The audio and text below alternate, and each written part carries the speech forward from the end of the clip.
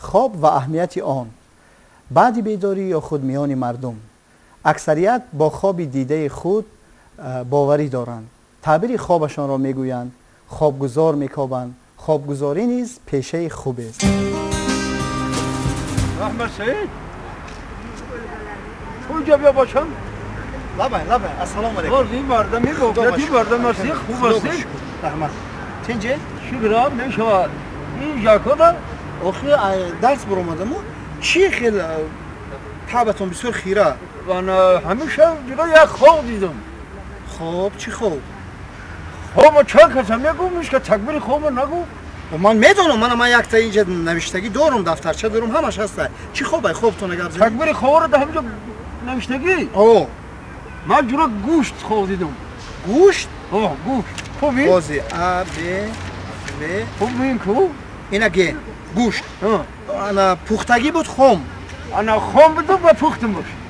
بعد پختن شد. آبا بعد پختم. اکو اینجا یک شرط دارم من. باش که شرط؟ 10 سامانی میتی من تعبیر خوابتون گام میزنم چی میشود؟ از آبگون سایجان لبه خیلی بچه ساده بودن که خب آخی ما 10 سامان که میداشتم گوشت خواب میدیدم. در عرفیت میگویند که از راه دور که برگشتی برای نزدیکانت سنگ هم که باشد سوغات بیار.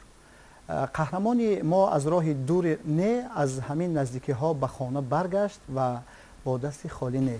خب مالش سردار قبول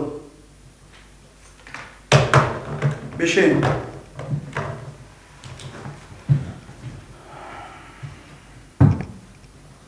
فامیلیا قابیلوف لبای تو شرمنامه داری کلمه جنبونی ها تو در 6 سال اصلاح نشدی. اینه تاریخ روز یکم همین روز برآمدی تو شرمنامه داری با دزدی کردی یا اینکه قابیلوف حبسخانه با تو معقول شد؟ نه رفیق صاحب آخه این همین سحر از حبسخانه برآمدی؟ بله. با فکرم که به خانه هم نرفتی. و برای چی دزدی کردی؟ مجبور شدم رفیق صاحب. گفتم خانه دست خالی نروم.